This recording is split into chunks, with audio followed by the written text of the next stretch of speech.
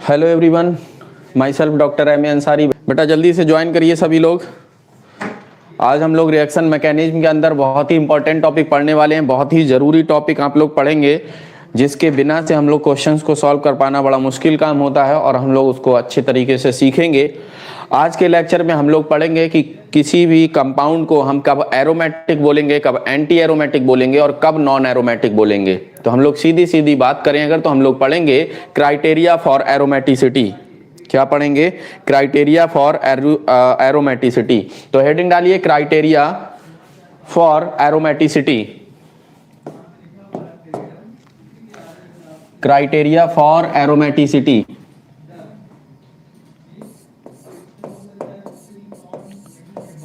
Criteria for aromaticity.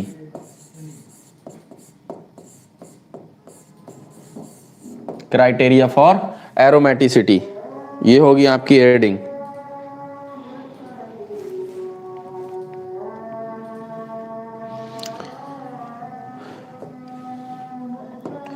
बेटा aromaticity को decide करने के लिए हम लोग क्या करते हैं, सबसे पहले हमें यहाँ पर ध्यान रखना है कि हम लोग एक रूल पढ़ते हैं। कौन सा रूल पढ़ेंगे?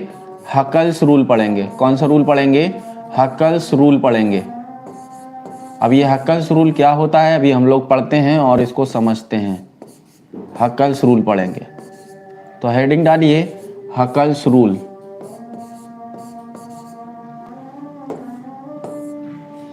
Huckel's rule.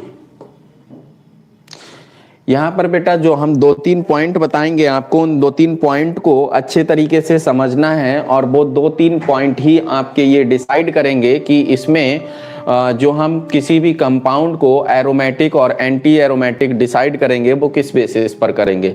ठीक है, और जो हम सीक्वेंस बताएंगे उस सीक्वेंस को भी आपको फॉलो करना है, क्योंकि अगर आपने सीक्वेंस को फॉलो नहीं किया तो आप उसमें गलती कर सकते हैं और आपके क्वेश्चन का आंसर गलत हो सकता है। तो इसीलिए आपको सीक्वेंस भी फॉलो करना है। इसमें बच्चों सबसे पहला पॉइंट जो होता है वो ये होता है कि कंपाउंड जो हो वो साइक्लिक हो। अगर कोई कंपाउंड एरोमेटिक है तो उसका साइक्लिक होना जरूरी है।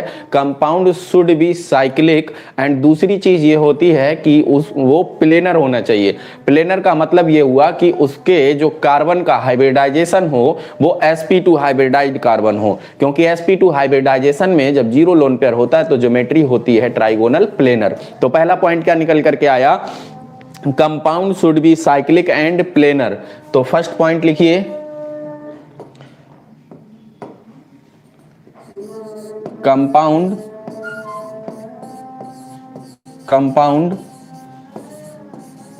should be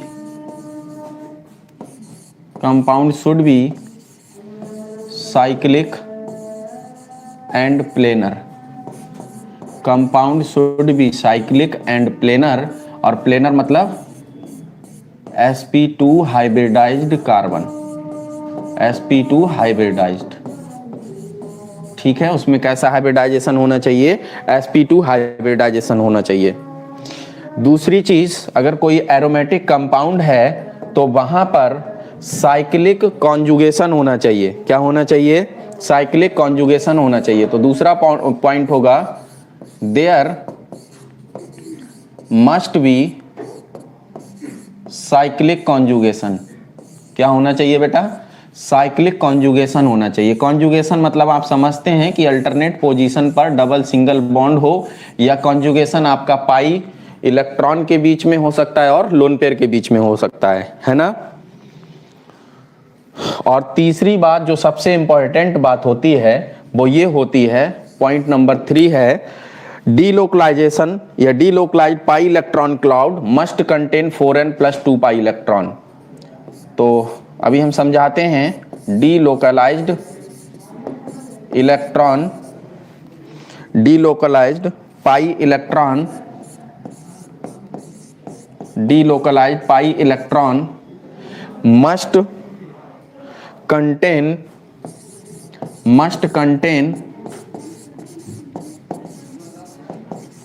4n +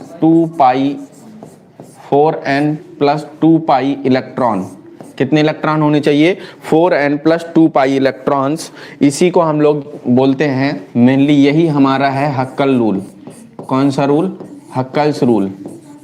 मेनली यही हमारा हक्कल्स रूल है। 4n+2 पाई इलेक्ट्रॉन अगर जिसमें होंगे तो उसको बोलेंगे कि वो कैसा है? Aromatic compound. बेटा यही 3 पॉइंट हैं जिनके बेसिस पर हम एरोमेटिक कंपाउंड्स का पता लगाएंगे। पहला पॉइंट क्या है? Compound should be cyclic, compound cyclic होना चाहिए एंड उसमें क्या होना चाहिए? sp2 हाइब्रिडाइज्ड कार्बन, मतलब प्लेनर होना चाहिए।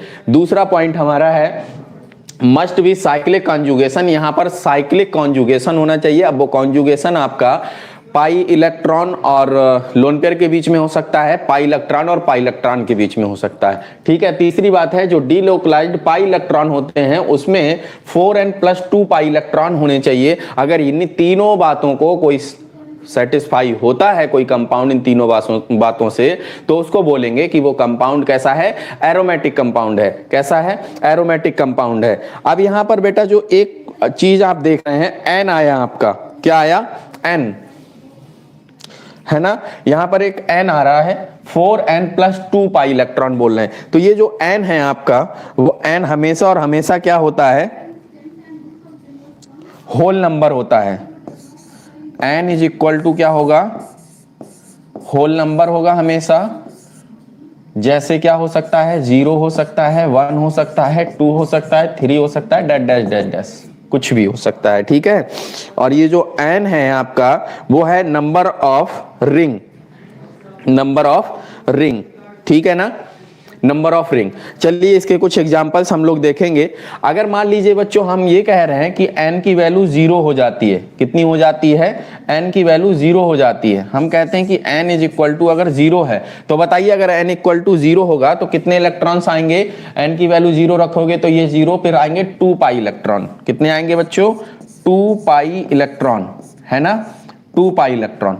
अगर हम कहते हैं कि n की वैल्यू अगर हमें 1 मिलेगी, मतलब एक रिंग होगी उसमें, तो कितने इलेक्ट्रॉन्स आ सकते हैं? 1 रखेंगे तो 4 + 2, 4 × 1, 4 + 2, तो कितना हो जाएगा? 6 पाई इलेक्ट्रॉन। कितने इलेक्ट्रॉन? 6 pi electron. और अगर n की वैल्यू 2 हो जाएगी तो कितना होगा? तो 2 × 4, 8 + 2, 10 इलेक्ट्रॉन, 10 पाई इलेक्ट्रॉन, है ना। ऐसे अगर हम बात करें कि n की वैल्यू क्या हो जाए? 3 हो जाए, तो ये आ जाएगा आपका कितना? 3 4 जा 12 + 2 कितना हो गया? 14 इलेक्ट्रॉन, 14 पाई इलेक्ट्रॉन, है ना। बच्चों ये जो नंबर हैं वो हक्कल रूल से आ रहे हैं, इसीलिए इन नंबर्स को बोलते हैं हम लोग हक्कल नंबर, हक्कल्स नंबर। कौन से नंबर हैं ये? हक्कल्स नंबर हैं, है ना। अगर कोई कंपाउंड कैसा है? साइक्लिक है, प्लेनर है, और उसमें साइक्लिक कॉन्जुगेशन पाया जा रहा है, और उसके साथ साथ या तो 2 pi electron, 6 pi electron, 10 pi electron या 14 पाई इलेक्ट्रॉन्स पाए जा रहे हैं, तो वो कंपाउंड आपका एरोमेटिक कंपाउंड होगा। कौन सा कंपाउंड होगा? एरोमेटिक कंपाउंड होगा। बताइए, बात अच्छे तरीके से समझ में आ गई? क्लियर है? सबको क्लियर है बच्चों? जल्दी से बोलो, जल्दी से नोट करो, हम लोग और आगे की बात करेंगे। अभी हम लोग सब एक साथ में क्वेश्चंस करेंगे एरोमेटिक, एंटी एरोमेटिक और नॉन एरोमेटिक के। बोलो भाई, क्लियर है? जी क्लियर, वेरी गुड। आगे चलते हैं, नोट हुआ? आगे चलते हैं। आगे देखिए हम लोग बात करेंगे एंटी एरोमेटिक कंपाउंड की। हेडिंग डालेंगे एंटी एरोमेटिक कंपाउंड। दूसरे टाइप के जो होते हैं वो एंटी एरोमेटिक। एग्जाम्पल्स इनके मिक्स में सॉल्व करेंगे हम लोग। Anti aromatic compound, anti aromatic compound. अब ये एंटी एरोमेटिक कंपाउंड्स कौन से होते हैं? बेटा एंटी एरोमेटिक कंपाउंड भी साइक्लिक होते हैं, प्लेनर होते हैं, लेकिन उसमें जो तीसरी बात होती है, तीसरी बात का मतलब ये है कि उसमें जो 4n+2 पाई इलेक्ट्रॉन हम लोग बात कर रहे थे एरोमेटिक कंपाउंड में, यहां पर 4n+2 पाई ना होकर के होता है 4n+ कुछ नहीं होता है, 4n पाई इलेक्ट्रॉन होते हैं, ठीक है। प्लस में कुछ नहीं होता है, वहां होता था 4n+2 पाई इलेक्ट्रॉन, यहां पर होता है 4n पाई इलेक्ट्रॉन, ठीक है। तो इसमें क्या क्या बातें हम लोग लिख सकते हैं? लिखेंगे साइक्लिक, प्लेनर, कॉन्जुगेटेड सिस्टम,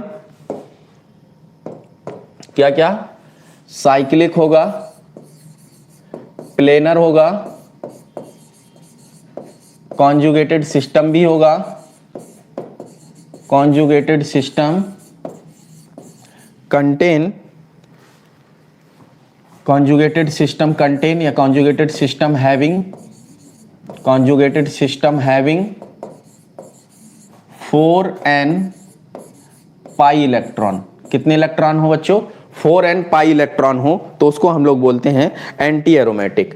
यहां पर ये जो n है, n की वैल्यू क्या हो जाएगी आपकी 1 2 3 4 ऐसे होगी ना, ठीक है। डेड डैश आगे भी कर सकते हैं।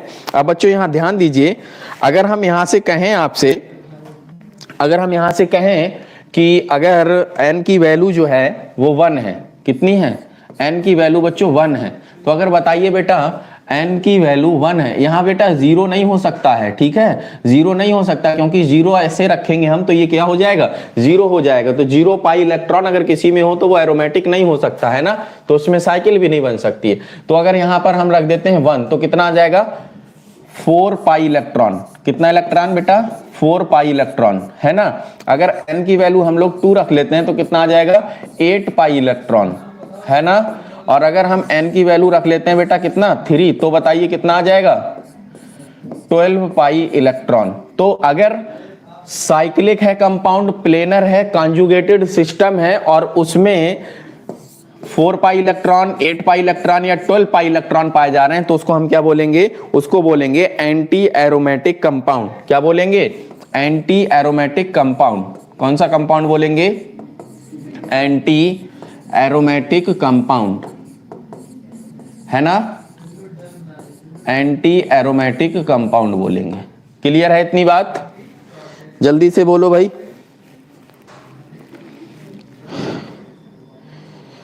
वैशाली, अच्छा चलिए भाई। हुमैरा खालिद, सूफिया खातून, चलिए भाई अच्छी बात है, आप लोगों ने सही आंसर बताया। तो इतनी बातें सबको क्लियर हुई।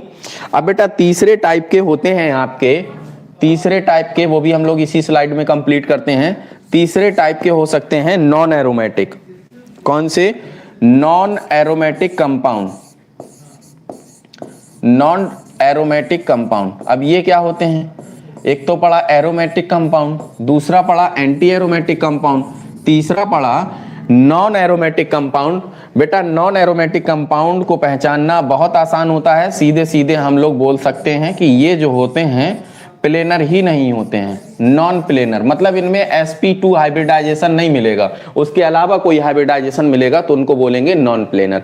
बात समझ में आई, जल्दी से बताओ किस किस को बातें क्लियर हैं बच्चों। जल्दी से एक बार रिवाइज करते हैं, फिर उसके बाद हम लोग स्टेबिलिटी की बात, चलिए पहले स्टेबिलिटी की बात कर लेते हैं कि इनमें सबसे ज्यादा स्टेबल कौन होता है। बेटा अगर स्टेबिलिटी ऑर्डर में इनको अरेंज करें तो स्टेबिलिटी का जो ऑर्डर हमें मिलेगा, स्टेबिलिटी, क्या बात कर रहे हैं हम लोग, स्टेबिलिटी की, स्टेबिलिटी। तो यहां देखेंगे स्टेबिलिटी का ऑर्डर अगर हम बनाएं तो हमसे ऐसे तो डायरेक्ट हम लोग पहचानना सीखेंगे अभी। और स्टेबिलिटी बेटा सबसे ज्यादा होती है एरोमेटिक की, एरोमेटिक की, फिर इसके बाद होती है नॉन एरोमेटिक की। किसकी होती है, नॉन एरोमेटिक की, नॉन एरोमेटिक, और फिर लास्ट में सबसे कम जो स्टेबल होते हैं वो होते हैं अपने एंटी एरोमेटिक। कौन होते हैं, एंटी एरोमेटिक जो होते हैं वो सबसे कम स्टेबल होते हैं, एंटी एरोमेटिक, है ना, एंटी एरोमेटिक सबसे कम स्टेबल होते हैं। इतनी बात समझ में आई, जल्दी से एक बार रिवाइज करते हैं, जल्दी से एक बार रिवाइज करते हैं। बिल्कुल सही आंसर दिया आपने। बेटा ध्यान दीजिए, जब हम एरोमेटिक की बात कर रहे थे तो हमने बोला compound should be cyclic and planar. दूसरी चीज बोली there must be the conjugation, cyclic conjugation होना चाहिए। तीसरी बात हमने बोली follow the 4n+2 pi electron rule, जिसको हम लोगों ने हक्कल रूल बोला, है ना। तो ये एरोमेटिक को पहचानने का तरीका था।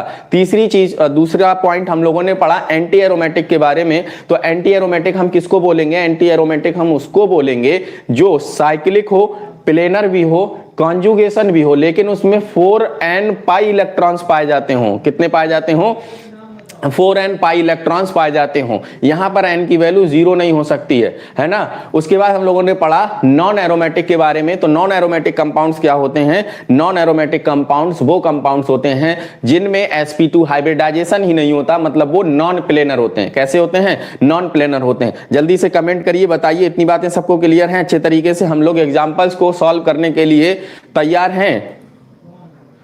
बोलो, एग्जाम्पल्स को सॉल्व करने के लिए तैयार हैं आप लोग? जल्दी से बोलो। बिल्कुल तैयार हैं। तो चलिए, इतना नोट भी कर लिया होगा आप लोगों ने, हमें उम्मीद है। आइए हम लोग एग्जाम्पल्स को सॉल्व करते हैं और बात करते हैं। बेटा इसमें कई तरीके से क्वेश्चन आपसे पूछा जा सकता है कि कौन ज्यादा स्टेबल है, कौन कम स्टेबल है, उसको आप लोग अच्छे तरीके से सॉल्व कर सकते हैं, है ना। चलिए आगे की बात करते हैं हम लोग। एक कंपाउंड हमने आपको दिया, पहले आप इस कंपाउंड को देख करके बच्चों हमको ये बताइए कि ये एरोमेटिक है कि एंटी एरोमेटिक है कि नॉन एरोमेटिक है। जल्दी से बताओ। ये कंपाउंड है आपके सामने,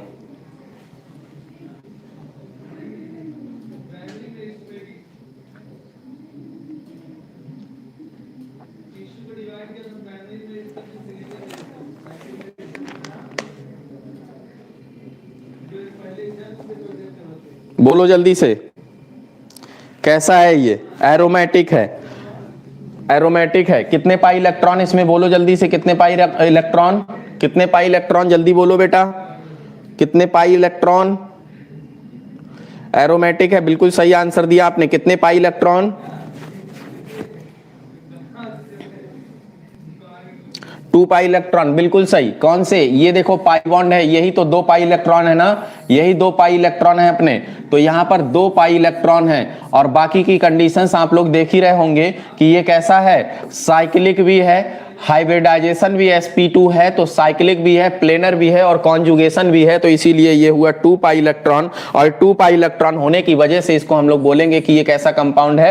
एरोमेटिक कंपाउंड है बच्चों। कैसा कंपाउंड है? एरोमेटिक। हमें उम्मीद है कि आप लोगों ने एग्जाम्पल को बहुत अच्छे तरीके से समझा होगा और एंजॉय किया होगा इसको, ठीक है। दूसरा एग्जाम्पल आपके सामने आ रहा है, इसको देखिए। दूसरा एग्जाम्पल आपके सामने आ रहा है, इसको देखेंगे आप लोग।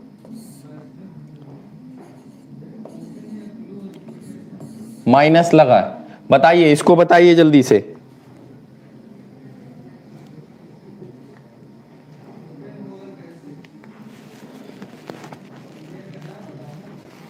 जल्दी से बोलें।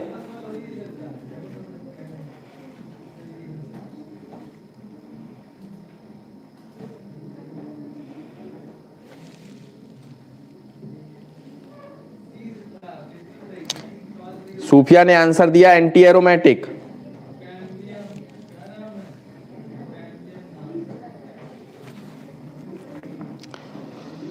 Abdul Samad anti aromatic. बोलो भाई, जल्दी जल्दी बोलो। एंटी एरोमेटिक क्यों बेटा? क्यों? इसमें 4 इलेक्ट्रॉन्स आ रहे हैं, क्योंकि देखिए साइक्लिक है, कॉन्जुगेशन भी है ना। 2 इलेक्ट्रॉन ये और 2 इलेक्ट्रॉन ये, तो टोटल कितने इलेक्ट्रॉन? 4 पाई इलेक्ट्रॉन आ रहे हैं इसमें। कितने? 4 पाई इलेक्ट्रॉन आ रहे हैं। बताओ 4 पाई इलेक्ट्रॉन वाला कैसा होता है? साइक्लिक हो, प्लेनर हो, तो उसको बोलते हैं कैसा? एंटी एरोमेटिक बोलते हैं। कैसा बोलते हैं बेटा? Anti aromatic. तो ये होगा आपका एंटी एरोमेटिक। अच्छा बताओ, अगर हम इसको इस तरीके से बना दें तो कोई बताएगा हमें कि क्या होगा? बताओ, एरोमेटिक कि एंटी एरोमेटिक कि नॉन एरोमेटिक? बोलो जल्दी से।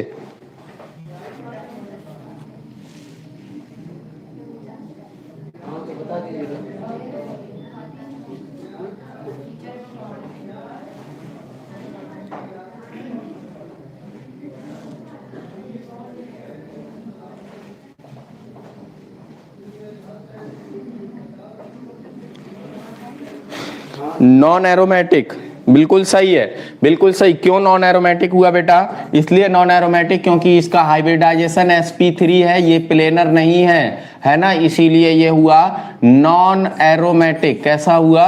नॉन एरोमेटिक हुआ। बहुत अच्छे से आप लोगों ने आंसर दिया, बिल्कुल सही आंसर दिया। तीनों कंपाउंड को साथ साथ बनाते भी जाएंगे आप लोग, है ना। नॉन एरोमेटिक, बिल्कुल सही। चलिए आगे की बात करते हैं, आगे की बात करते हैं।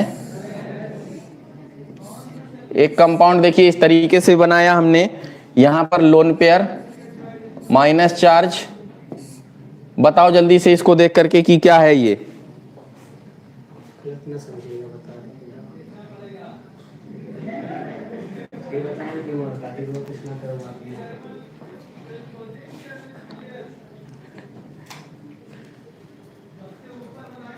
बोलो भाई, जल्दी जल्दी आंसर बोलो, ये क्या है?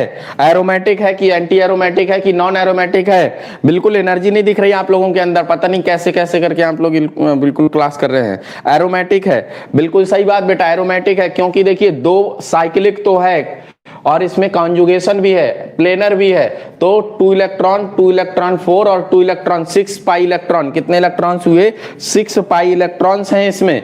कितने हैं? 6 पाई इलेक्ट्रॉन हैं। अगर 6 पाई इलेक्ट्रॉन होते हैं, सब कुछ कंडीशन को फॉलो करने के बाद हक्कल रूल को फॉलो कर रहा है, तो वो कैसा होगा? एरोमेटिक होगा, है ना? चलिए जल्दी से इसको बताओ, जल्दी से इसको बताओ, प्लस चार्ज है यहां, इसको बताओ, बोलो जल्दी।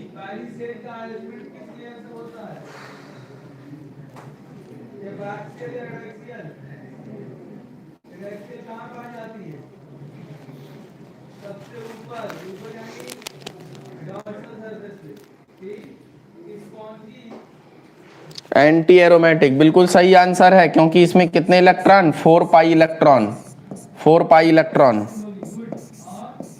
Anti aromatic, anti aromatic. अच्छा इसको बताओ,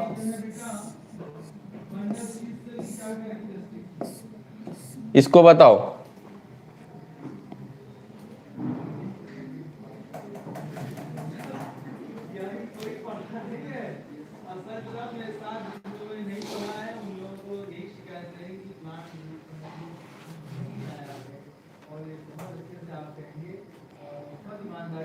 नॉन एरोमेटिक, बिल्कुल सही है, क्योंकि हाइब्रिडाइजेशन इसमें गड़बड़ है, इसीलिए ये हुआ आपका नॉन एरोमेटिक। चलिए भाई, इतना तो आप लोगों ने बड़े अच्छे तरीके से पहचाना और आंसर दिया। तो एरोमेटिक और एंटी एरोमेटिक को थोड़ा थोड़ा सा आप लोग पहचानने लग गए हैं। अभी हम लोग और आगे बातें करते हैं इसमें, ठीक है? इतना क्लियर सबको? आगे चले, चलिए आगे आगे बनाते हैं हम आपके सामने।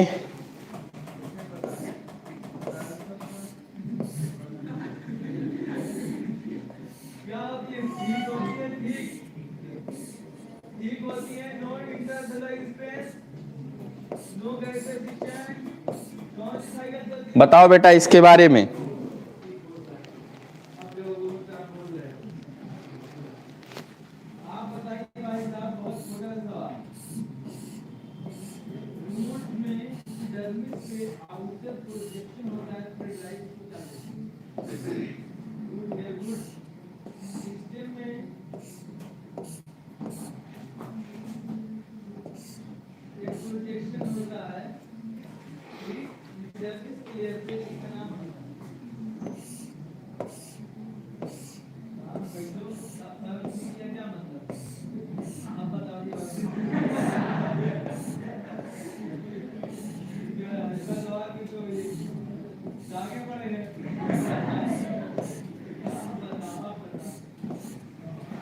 चलो भाई जल्दी जल्दी बताओ। दिस इज एरोमेटिक, बिल्कुल सही आंसर है, एरोमेटिक होगा, बिल्कुल सही आंसर है, एरोमेटिक होगा, क्योंकि इसमें 10 पाई इलेक्ट्रॉन्स आ रहे हैं, है ना? 10 पाई इलेक्ट्रॉन्स आ रहे हैं, बिल्कुल सही बात है। तो ये हुआ आपका एरोमेटिक। इसको सॉल्व करिए जल्दी से। इधर देखो, इसमें 6 पाई इलेक्ट्रॉन, 6 पाई इलेक्ट्रॉन, ये है फ्यूज्ड रिंग। कैसी है? फ्यूज्ड रिंग है।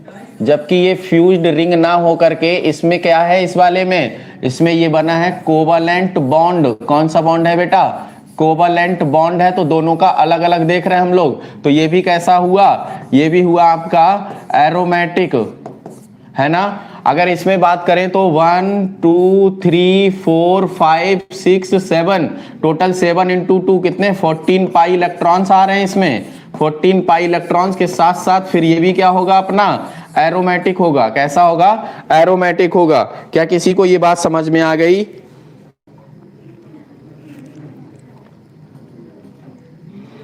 भाई एंटी एरोमेटिक कैसे आंसर दे रहे हैं आप लोग?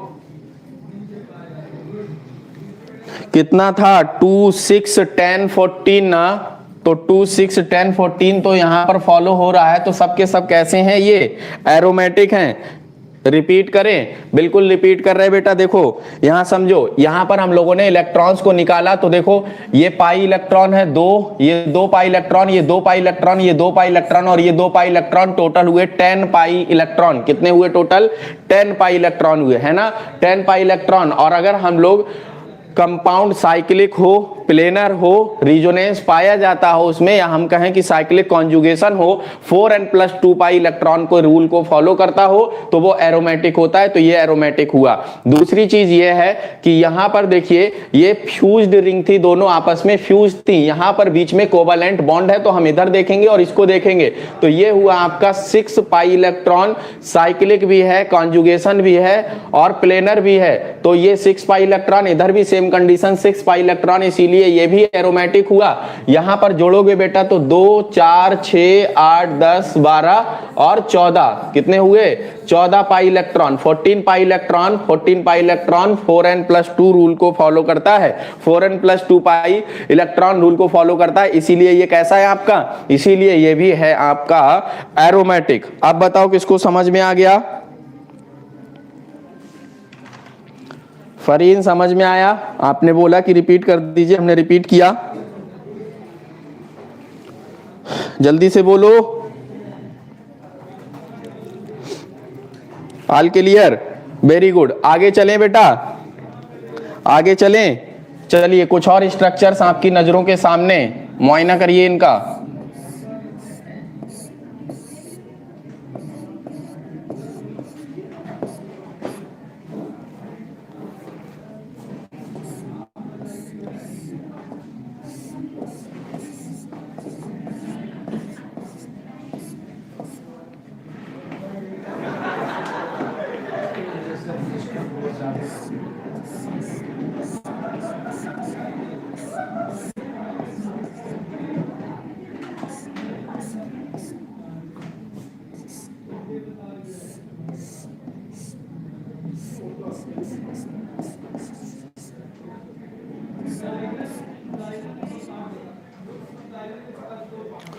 बेटा इनके सबके नाम भी हम आपको बता दें।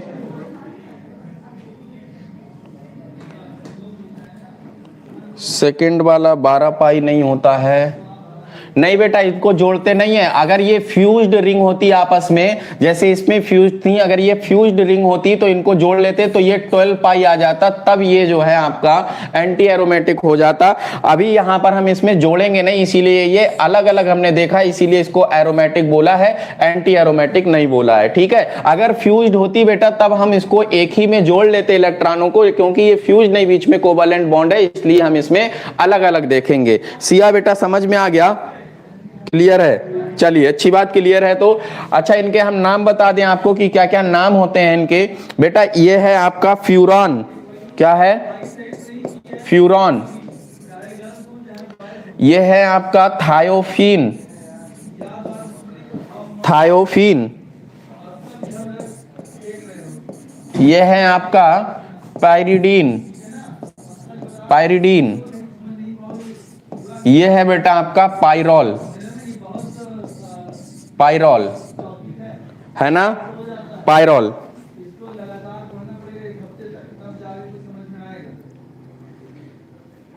चलिए जल्दी से बताइए।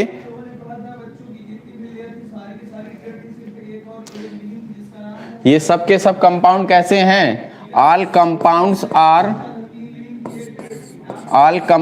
Are heterocyclic. पढ़ा था हम लोगों ने क्लासिफिकेशन में, हेट्रोसाइक्लिक, क्योंकि साइकिल में सारे के सारे एटम एक जैसे नहीं हैं। हेट्रोसाइक्लिक और सबके सब एरोमेटिक भी हैं, अभी हम लोग निकालेंगे। Heterocyclic aromatic compound, all are heterocyclic aromatic compound.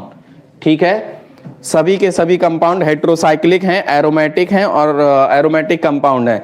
कैसे हैं निकालिए बेटा। यहां पर आप लोगों को लग रहा होगा कि 8 पाई इलेक्ट्रॉन है, लेकिन याद रखिए कि इसमें कॉन्जुगेशन में सिर्फ एक लोन पेयर पार्टिसिपेट करेगा, एक यहीं पर रहेगा, ये पार्टिसिपेट नहीं करेगा। इसीलिए 2 यहां से, 2 यहां से और 2 यहां से, टोटल हुए आपके 6 पाई इलेक्ट्रॉन। कितने हुए? 6 पाई इलेक्ट्रॉन। यही सेम कंडीशन इसके साथ है, तो इसमें भी हुए 6 पाई इलेक्ट्रॉन, है ना।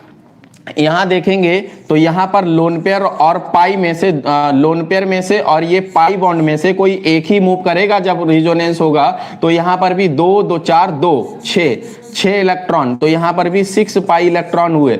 और यहां पर तो सीधे सीधे आपको दिख ही रहा है कि एक लोन पेयर है वो पार्टिसिपेट कर जाएगा, तो हुए 6 पाई इलेक्ट्रॉन।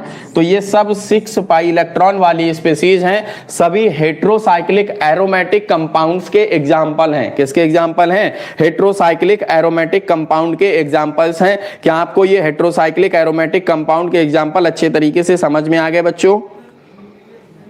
जल्दी से बोलो।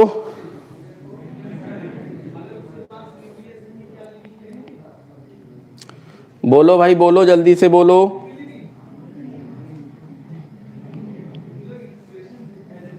हाँ क्लियर। चलिए जल्दी से नोट करिए, फिर हम लोग एक दूसरे कॉन्सेप्ट की तरफ बढ़ते हैं, एक दूसरे कॉन्सेप्ट की तरफ बढ़ते हैं।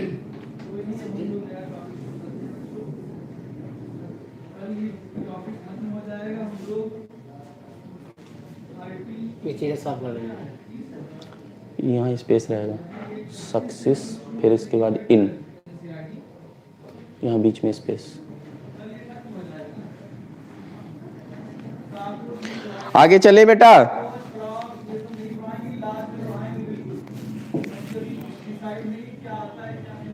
चलिए आगे चलते हैं बेटा। हमने आपको बताया था ऑर्थो पैरा डायरेक्टर्स के बारे में, मेटा डायरेक्टर्स के बारे में। ऑर्थो पैरा डायरेक्टर कौन होते हैं, मेटा डायरेक्टर कौन होते हैं, क्या वो सब बातें आपको आती हैं कि हमें थोड़ा सा दोबारा से उनको पढ़ाना चाहिए? जल्दी से बोलो, जल्दी से बोलो, क्या वो चीजें आपको आती हैं कि हमको थोड़ा सा दोबारा से पढ़ा देना चाहिए जिससे कि आप लोग अच्छे तरीके से क्लियर कर पाए? हाँ बेटा, अगर एक से ज्यादा पेयर है लोन पेयर का किसी एटम के ऊपर और वहां पर कॉन्जुगेशन की बात आ रही है, तो सिर्फ एक लोन पेयर जो होगा वो पार्टिसिपेट करेगा कॉन्जुगेशन में और बाकी के लोन पेयर पार्टिसिपेट नहीं करेंगे। फरहीन बताना बेटा, बात क्लियर हुई कि नहीं हुई? ऑर्थो मेटा पैरा डायरेक्टर के बारे में कुछ और बातें बताने की जरूरत है, जल्दी से बोलो। रिकॉल करना है, रिकॉल करना है। चलिए हमने बेटा बताया था, चलिए हेडिंग डाल लीजिए, पढ़ ही लेते हैं क्योंकि यहां कुछ थोड़ी सी नई बातें भी आएंगी एक्टिवेटिंग एंड डीएक्टिवेटिंग पावर के बारे में, तो हम पढ़ ही लेते हैं। हेडिंग डालिए, directive influence, directive influence, directive, directive influence. इसमें बोलेंगे activating and deactivating power, activating and deactivating power, activating and deactivating power. बेटा जब ये बात आप लोग पढ़ लेंगे तो ऑर्गेनिक केमिस्ट्री में जो रिएक्शंस होती हैं हेलो एल्केन्स हेलो एरीन्स में और तमाम रिएक्शंस होती हैं उन सबको अच्छे तरीके से पढ़ पाएंगे, समझ पाएंगे, ठीक है ना। Directive influence, activating and deactivating power के बारे में पढ़ते हैं हम। इसमें सबसे पहले हम लोग पढ़ेंगे number 1 ortho, ortho para director, ortho and para directors, ortho and para directors,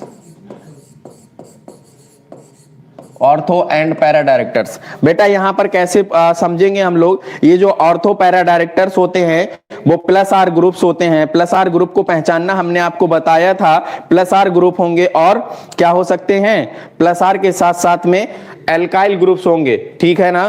तो ऑर्थो पैरा डायरेक्टर्स जो होते हैं उसमें लिखेंगे plus R groups, plus R groups and alkyl group, ये होते हैं ortho para director and alkyl groups, ठीक है, ये क्या होते हैं, ऑर्थो पैरा डायरेक्टर होते हैं। Due to plus R power या हाइपर कॉन्जुगेशन ये क्या करते हैं, इंक्रीज करते हैं इलेक्ट्रॉन की डेंसिटी को at ortho and para position. So these groups are referred as या these groups are known as ortho and para directors. क्या बोलते हैं इनको, ऑर्थो एंड पैरा डायरेक्टर बोलते हैं। बात समझ में आई। इसीलिए जो सब्स्टिट्यूशन होगा वो कहां पर होगा, ऑर्थो पर होगा और पैरा पर होगा। तो इसको हम लोग बोलेंगे कि ये ग्रुप जो हैं आपके वो कैसे हैं, ऑर्थो और पैरा डायरेक्टर हैं। तो नीचे लिखेंगे due to plus R power, note करिए जल्दी से, due to plus R power, due to plus R power या hyperconjugation, due to plus R power and hyperconjugation, ठीक है, hyperconjugation. These group increases, these group, बेटा थोड़ा speed में लिखिए, these groups increases electron density at ortho and para position, ortho and para position, ortho and para position. कहां कहां बढ़ाते हैं, ortho and para position. Hence substitution takes place, hence substitution takes place, hence substitution takes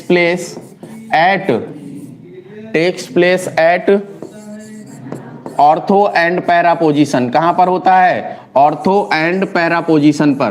कहां पर बेटा, ortho and para position पर substitution होता है ना। बात समझ में आई।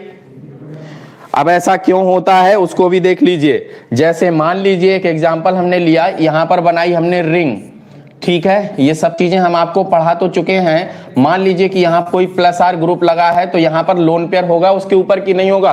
प्लस आर किसको बोला था कि ऐसा ग्रुप जिसके ऊपर लोन पेयर प्रेजेंट हो और वो अपने से कम इलेक्ट्रोनेगेटिव एटम से जुड़ा हो तो उसको प्लस आर ग्रुप बोलते हैं। उसमें क्या होता है, इलेक्ट्रॉन का इन्वॉल्वमेंट रिंग की तरफ होता है। कहां होता है, इलेक्ट्रॉन का जो डिस्प्लेसमेंट होता है वो रिंग की तरफ होता है। मतलब ये इलेक्ट्रॉन यहां पर डिस्प्लेस करेगा, तुरंत ये इलेक्ट्रॉन यहां डिस्प्लेस करेगा और ये इलेक्ट्रॉन यहां डिस्प्लेस करेगा, ये इलेक्ट्रॉन यहां डिस्प्लेस करेगा।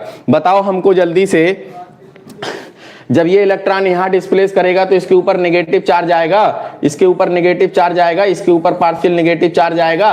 तो बताओ जब नेगेटिव चार्ज आएगा तो इलेक्ट्रॉन की डेंसिटी कहां बढ़ी, ये ऑर्थो पोजीशन होती है, ये ऑर्थो पोजीशन होती है और ये पैरा पोजीशन होती है। तो इलेक्ट्रॉन की डेंसिटी बढ़ गई आपकी ऑर्थो पर, पैरा पर, ऑर्थो और पैरा पर। तो इसीलिए ये ग्रुप कौन से हुए, ऑर्थो और पैरा डायरेक्टर हुए। कौन से ग्रुप हुए बेटा, ऑर्थो और पैरा डायरेक्टर। जल्दी से बोलो, समझ में आया क्या, किसी को समझ में आया क्या, ऑर्थो एंड पैरा डायरेक्टर हुए, बोलो जल्दी से, समझ में आ गया।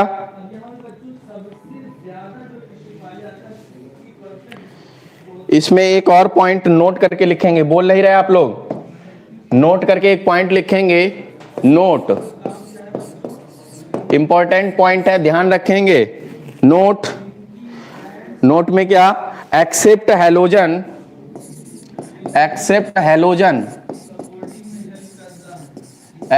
Halogens all ortho para director, all ortho and para directors, ortho and para directors are ring activator. बताओ भाई, रिंग को क्या कर रहे हैं ये लोग, एक्टिवेट ही तो कर रहे हैं, इलेक्ट्रॉनों को रिंग की तरफ दे रहे हैं। तो रिंग के एक्टिवेटर हुए ना, ये क्या हुए, रिंग के एक्टिवेटर हुए, है ना। अच्छा बताओ, ये इलेक्ट्रोफाइल है, ध्यान देना, ये बातें भी पढ़ चुके हैं आप लोग। इलेक्ट्रोफाइल है तो इलेक्ट्रोफाइल, इसके पास इलेक्ट्रॉनों की कमी है। अगर इसको बच्चों बताओ अटैक करना हो तो ये कहां अटैक करेगा? जहां इलेक्ट्रॉन की डेंसिटी ज्यादा होगी। इलेक्ट्रॉन्स की डेंसिटी कहां है? ऑर्थो और पैरा पोजीशन पर ज्यादा है, तो या तो ये ऑर्थो पर अटैक करेगा या तो ये पैरा पर अटैक करेगा। अभी जब हम लोग इलेक्ट्रोफिलिक सब्स्टिट्यूशन रिएक्शंस के बारे में पढ़ेंगे आगे, तो इलेक्ट्रोफिलिक सब्स्टिट्यूशन रिएक्शंस में हम आपको बोलेंगे कि दो प्रोडक्ट बनेंगे, एक ऑर्थो प्रोडक्ट बनेगा, एक पैरा प्रोडक्ट बनेगा। और वहां पर हम लोग बात करेंगे तो हम बोलेंगे कि पैरा प्रोडक्ट हमेशा मेजर प्रोडक्ट होता है ना बेटा? हैलोजन क्यों नहीं? क्योंकि हैलोजन के पास में लोन पेयर होते हैं 3-3, ठीक है। स्ट्रॉन्ग माइनस आई पावर होती है उनके पास में। अभी हम ये बात लिख रहे हैं, नीचे लिखवा रहे हैं, आपको नोट करवा रहे हैं। इतना बताओ, इतना समझ में आया कि नहीं आया? अभी ये हैलोजन वाला पॉइंट हम आगे कंटिन्यू करके लिखवाएंगे, आपको यहां पर थोड़ी सी जगह कम पड़ रही है। जल्दी से बताओ, वो आगे अभी समझ में आएगा। सूफिया बिल्कुल एकदम समझ में आएगा। हम लोग बोलेंगे उसको कि जो हैलोजेंस होते हैं वो ऑर्थो पैरा डायरेक्टर होते हैं due to plus R power, but ring के डीएक्टिवेटर होते हैं due to strong minus I power. किसकी वजह से? माइनस आई पावर की वजह से। समझ रहे हैं ना? बोलो भाई, आगे चलें। चलिए आगे इसी बात को कंटिन्यू करके लिखिए। Halogens are ortho para director, ortho and para directors. Halogens are ortho and para directors due to plus R power. किसकी वजह से? प्लस आर पावर की वजह से। And ring deactivator and ring डीएक्टिवेटर्स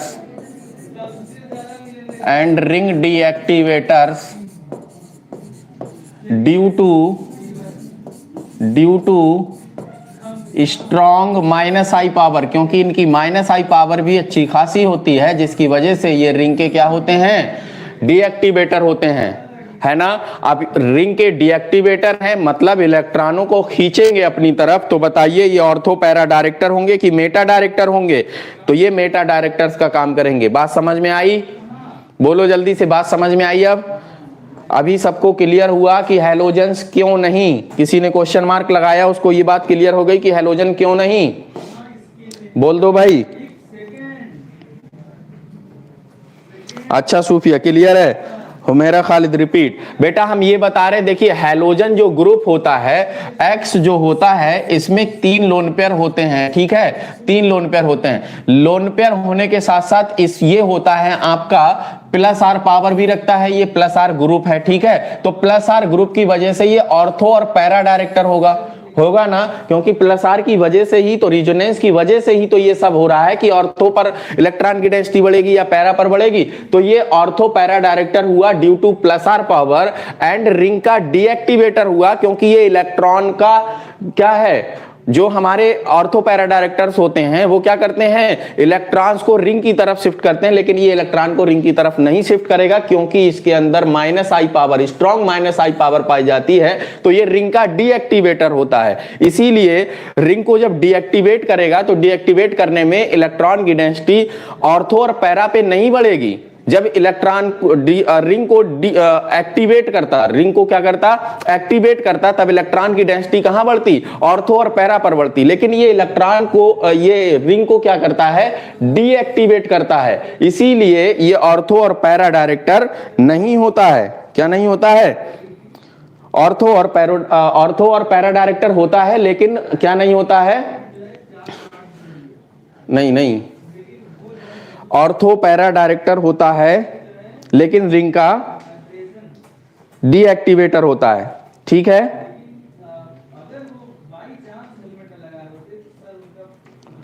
clear हुआ? अब क्लियर। चलिए वेरी गुड। आगे बात करते हैं बेटा, हम लोग आगे बात करते हैं एक्टिवेटिंग पावर का एक ऑर्डर है, इसको याद रखिएगा। इससे क्वेश्चंस को सॉल्व करना है, ऐसे लिख लेंगे directly. Activating power activating power, इसका ऑर्डर होता है NH2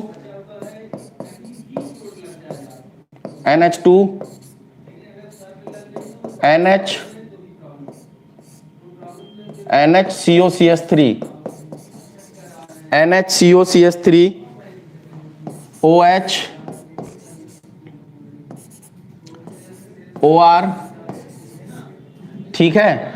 और इसके बाद में अगर आप चाहें तो लगा सकते हैं एल्काइल ग्रुप। ये डीएक्टिवेटिंग पावर का ऑर्डर है, ठीक है। इसके बाद हम लोग नई हेडिंग पढ़ेंगे, Meta directors. Ortho para director पढ़ लिया, अब हम लोग पढ़ेंगे दूसरे टाइप के होते हैं मेटा डायरेक्टर्स। कौन से होते हैं? मेटा डायरेक्टर्स होते हैं, है ना। मेटा डायरेक्टर्स कौन कौन से होते हैं? मेटा डायरेक्टर्स एंड डीएक्टिवेटर,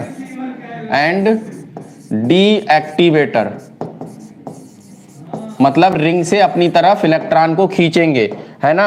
अब ये कौन कौन से होते हैं? ये होंगे बेटा -R ग्रुप और रिवर्स हाइपर कॉन्जुगेशन जो शो करते हैं CH3 टाइप, ये रिवर्स हाइपर कॉन्जुगेशन शो करते हैं, ठीक है। -R group and CH3 reverse hyper conjugation show करते हैं।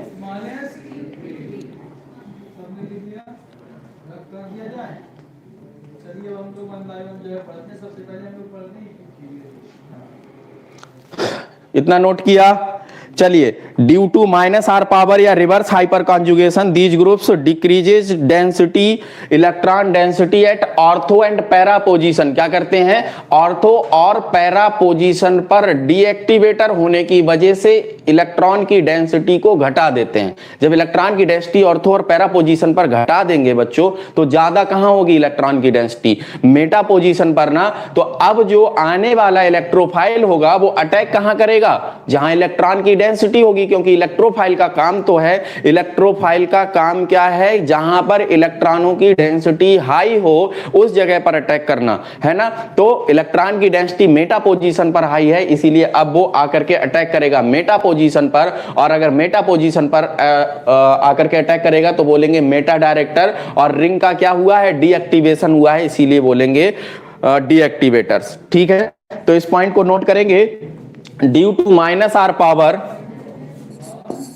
ड्यू टू -R पावर, और साथ में क्या बोलोगे बेटा? रिवर्स हाइपर कॉन्जुगेशन ना। Due to -R power, reverse hyperconjugation, reverse hyperconjugation, reverse hyperconjugation, due to -R power and reverse hyperconjugation, these groups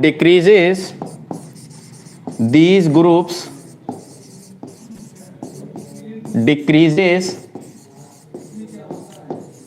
electron density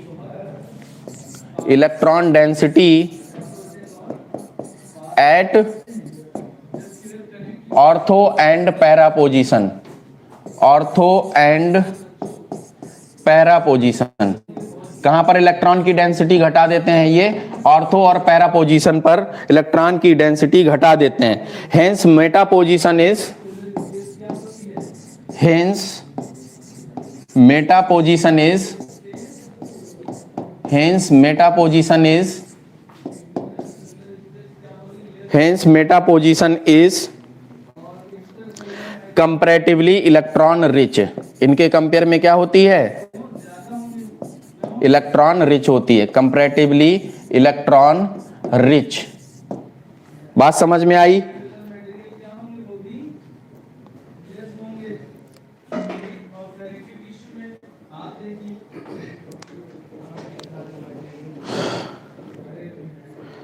बेटा chemistry की class चल रही है राघव, अगर आपको क्लास करनी है तो केमिस्ट्री के बारे में डिस्कस करिए, फिजिक्स के बारे में नहीं। और आपको लगाना आना चाहिए, तो आप चाहे हेलन का लगाइए, चाहे आकाश का लगाइए, चाहे पाताल का लगाइए, चाहे जिसका भी लगाइए, उससे कोई फर्क नहीं पड़ता, बस आपको लगाना है, ठीक है। क्लियर है? जल्दी से सभी बच्चे बताएं, क्लियर है ये बात? Due to -R power hyperconjugation these groups decreases electron density at ortho and para position, जिसकी वजह से ऑर्थो और पैरा पोजीशन पर जब इलेक्ट्रॉन की डेंसिटी घट जाती है तो क्या होता है? मेटा पोजीशन कंपैरेटिवली क्या होती है, इलेक्ट्रॉन रिच होती है, इसीलिए जो आने वाला इलेक्ट्रोफाइल होगा वो कहां पर अटैक करेगा बच्चों, कहां पर अटैक करेगा, वो अटैक करेगा आपका मेटा पोजीशन पर। कैसे अटैक करेगा, ध्यान दो। जैसे बच्चों यहां लगा है माइनस आर ग्रुप, है ना, माइनस आर ग्रुप। अब माइनस आर ग्रुप में आपने पढ़ा था कि अपने से ज्यादा लोन पेयर की कमी होती है, अपने से ज्यादा इलेक्ट्रोनेगेटिव एटम से जुड़ा होता है। तो ये जो इलेक्ट्रॉन्स होते हैं वो कहां से, इस बेंजीन की रिंग से बाहर की तरफ मूव करते हैं, ऐसे करके, है ना, ऐसे करते हैं ना मूव। तो यहां से जब ये बॉन्ड यहां जाएगा तो यहां पॉजिटिवली चार्ज आएगा, मतलब पार्शियल पॉजिटिव लगा लीजिए यहां पर। कौन सा पॉजिटिव, पार्शियल पॉजिटिव लगाएंगे हम लोग, ठीक है। तो यहां आ जाएगा आपका पार्शियल पॉजिटिव। अच्छा बताओ, जब ये यहां गया होगा तो यहां पार्शियल पॉजिटिव, जब ये यहां गया होगा तो यहां पार्शियल पॉजिटिव। तो ऑर्थो और पैरा पोजीशन पर क्या हुआ, पार्शियली पॉजिटिव चार्ज आया। कैसा आया, पार्शियल पॉजिटिव चार्ज आया, है ना, पार्शियल पॉजिटिव चार्ज आया। तो यहां पर पार्शियल नेगेटिव चार्ज आया होगा, मतलब ये जो मेटा पोजीशन है, ये मेटा पोजीशन है, यहां पर इलेक्ट्रॉन की डेंसिटी कंपैरेटिवली किसके ऑर्थो और पैरा के ज्यादा है। इसीलिए जो आपका इलेक्ट्रोफाइल है बेटा, कौन है, इलेक्ट्रोफाइल, मान लीजिए ये इलेक्ट्रोफाइल, इसका काम क्या है, इलेक्ट्रॉन रिच एरिया में क्या करना, अटैक करना। तो ये इलेक्ट्रोफाइल कहां अटैक करेगा, इस इलेक्ट्रॉन रिच एरिया में, या इस इलेक्ट्रॉन रिच एरिया में। बताओ बात समझ में आई, बोलो जल्दी से, बात समझ में आई, बात समझ में आ गई, बोलो बेटा जल्दी से, क्लियर। चलिए जल्दी, इतना नोट किया आपने। एक और पॉइंट है हमारा, जैसे कि हम लोगों ने पढ़ा था कि जो ऑर्थो पैरा डायरेक्टर्स होते हैं उसमें हैलोजन को छोड़ करके, किसको छोड़ करके, except halogen ortho and para directors are ring activators. यहां पर जितने भी मेटा डायरेक्टर्स होते हैं वो सब के सब रिंग के डीएक्टिवेटर होते हैं। तो इसी पॉइंट को हम लोग नोट करेंगे, all meta directors are, all meta directors are, all meta directors are, all meta directors are ring deactivator. क्या होते हैं, रिंग डीएक्टिवेटर, क्योंकि ये इलेक्ट्रॉन को खींच लेते हैं, किसमें से, रिंग में से इलेक्ट्रॉन्स को खींच लेते हैं। इतनी बात क्लियर हुई सबको। चलिए भाई, डीएक्टिवेटिंग पावर भी लिख लीजिए। डीएक्टिवेटिंग पावर का एक ऑर्डर बना लीजिए कि कौन सा ग्रुप कितना डीएक्टिवेट करेगा।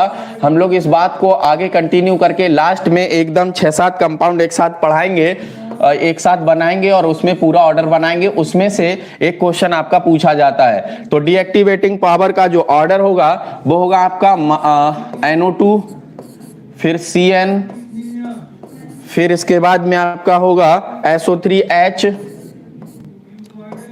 SO3H, डायरेक्ट बनाइए SO3H, इसके बाद CHO, और फिर हैलोजेंस भी तो डीएक्टिवेटर होते हैं ना बेटा, तो हैलोजेंस। इस ऑर्डर को अच्छे तरीके से आपको याद रखना है ना। इसका यूज हम लोग नेक्स्ट वाली क्लास में करेंगे, बहुत अच्छे से इसका यूज करेंगे, है ना। अगली क्लास में हम लोग सब्स्टिट्यूशन इन डाई सब्स्टिट्यूटेड बेंजीन के बारे में पढ़ेंगे, ठीक है। डाई सब्स्टिट्यूटेड बेंजीन के बारे में हम लोग पढ़ेंगे कि उनमें सब्स्टिट्यूशन कैसे होता है, मतलब दो ग्रुप उसमें पहले से लगे होंगे और फिर उन 2 ग्रुप के साथ साथ में तीसरी जगह पर अगर हमें सब्स्टिट्यूशन कराना है तो वो कैसे होगा, किस कंडीशन में होगा, उसके 2-3 केस हम लोग पढ़ेंगे कि कौन कौन से ग्रुप लगे हैं तो क्या क्या होगा, किस पोजीशन पर आने वाला जो इलेक्ट्रोफाइल होगा वो अटैक करेगा। आज की क्लास में बच्चों आप लोगों ने हक्कल्स रूल के बारे में पढ़ा, एरोमेटिक, एंटी एरोमेटिक और नॉन एरोमेटिक के बारे में पढ़ा, उनको सीखा सही तरीके से कि आप लोग कैसे निकाल सकते हैं। उसके बाद ऑर्थो और para directors and Meta directors, मतलब डायरेक्टिव इन्फ्लुएंस, एक्टिवेटिंग पावर और डीएक्टिवेटिंग पावर के बारे में पढ़ा।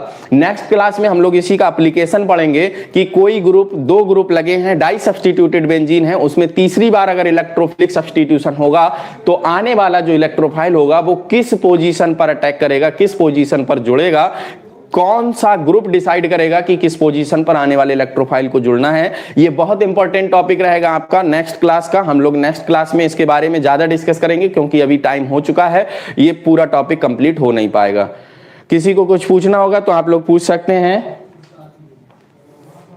जल्दी से बताइए,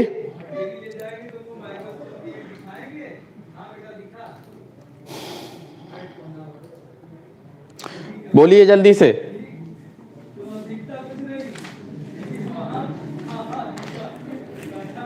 कुछ नहीं पूछना।